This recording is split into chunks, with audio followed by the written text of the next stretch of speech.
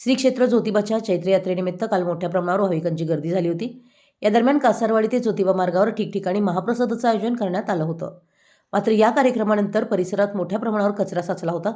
वापरलेल्या पाण्याच्या बाटल्या, सरबताचे रिकामे ग्लास तसेच जेवणाच्या पत्रावळ्यांमुळे रस्त्यालगत अस्वच्छता निर्माण झाली होती। या पार्श्वभूमीवर आज सकाळी कासारवाडी येथून स्वच्छता मोहिमेला सुरुवात करण्यात आली। ही मोहीम जिल्हा परिषद सदस्या सौ सोनाली सावंत, राहुल सावंत आणि उत्तम पाटील यांच्या मार्गदर्शनाखाली राबवण्यात आली।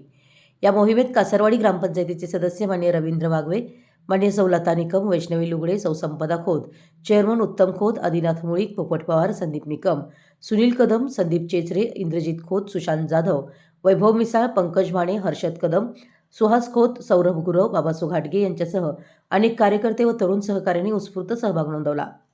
या स्वच्छता मोहिमेद्वारे अंदाजे 4 ते 5 ट्रॉली इतका कचरा गोळा करण्यात आला असून त्याची योग्य पद्धतीने विल्हेवाट लावण्यात आली आहे। या उपक्रमामुळे परिसर पुन्हा स्वच्छ आणि नीटनेटका करण्यात आला असून ग्रामस्थांकडून या प्रयत्नांचं कौतुक होत आहे। मराठी एस न्यूजसाठी अंबफून किशोर जासूद।